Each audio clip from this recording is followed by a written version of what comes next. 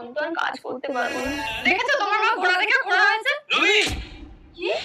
তুমি আমার গায়ে হাত তুলতে চাইছিলে? তুমি জানো আমার দাদা কত বড় নেতা? দাঁড়াও আমি দাদাকে ফোন করছি।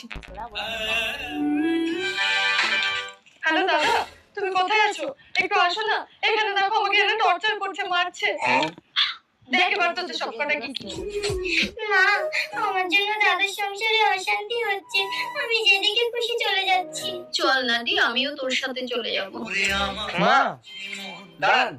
দাদা এসেছো? চল আমি তোমার সাথে চলে যাব। এদের সব কটাকে জেল খাটাবো। তুই চুপ কর। এই দেখো কি হয়েছে রে? আমার বোনটা বেনে বলে ওর স্বামী ছেড়ে দিয়েছে বলে ঘরে অশান্তি হচ্ছে, ঠিক আছে? আমি তো অবিবাহিত। তোমাদের যদি কোনো আপত্তি না থাকে, তোমার বোনকে যদি আমি বিয়ে করি, তাহলে তো কোনো ঘরে অশান্তি হবে না। দাদা তুই চুপ কর, তোর স্বভাবটা তো আমি জানি। ছোটবেলা থেকে অকারণে তুই আমার সাথে অশান্তি করতিস। তুই যেখানে যাস সেখানে আগুন জ্বালাস।